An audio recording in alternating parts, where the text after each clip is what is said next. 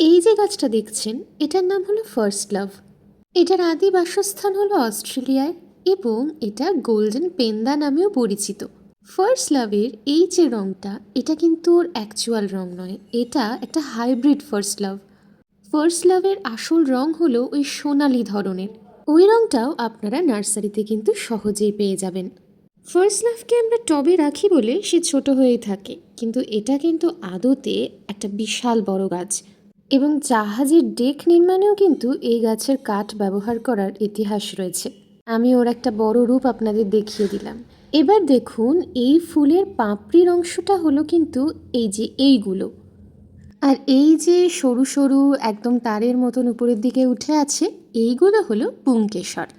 দেখুন এই ফুলটা একটু ব্যতিক্রমী না? যেখানে সব গাছের ফুল তার পাপড়িকে সাজানোর জন্য ব্যস্ত থাকে, সেখানে এই গাছটি কিন্তু পুংকেশরকে সাজানোর জন্য ব্যস্ত। পুংকেশরকে এরকমভাবে বড় করে দেওয়ার একটা কারণ তো অবশ্যই রয়েছে, আর সেই কারণটা হলো এগুলো এতটাই বড় আর এমনভাবে উজ্জ্বল হয়ে থাকে যাতে বহু দূর থেকে কোনো মৌমাছি বা পাখির চোখে পড়ে যায়। আর এই ফুলের কেন্দ্রে বাটির মতো অংশে প্রচুর পরিমাণে মধু জমা করা থাকে। এই কারণে এই গাছ শুধু মৌমাছি নয় বরং হামিংবার্ডদেরও খুব পছন্দের।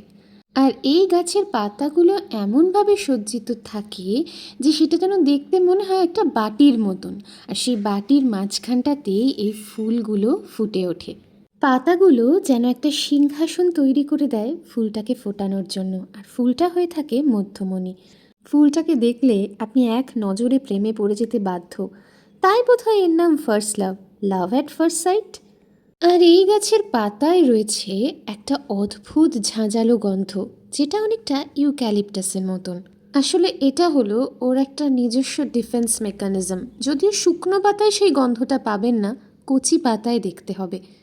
এমন গন্ধটা হওয়ার পিছনে একটা কারণ রয়েছে। এই গাছ কিন্তু হলো অস্ট্রেলিয়ার গভীর জঙ্গলের গাছ, তাই সেখানকার পোকামাকড়ের হাত থেকে রক্ষা পাওয়ার জন্যই কিন্তু এই গাছের পাতায় এমন একটা গন্ধ বেরোয়। তো আজকের ভিডিও এইটুকুই। যদি ভালো লাগে তাহলে কিন্তু অবশ্যই চ্যানেলটাকে সাবস্ক্রাইব করে দেবেন।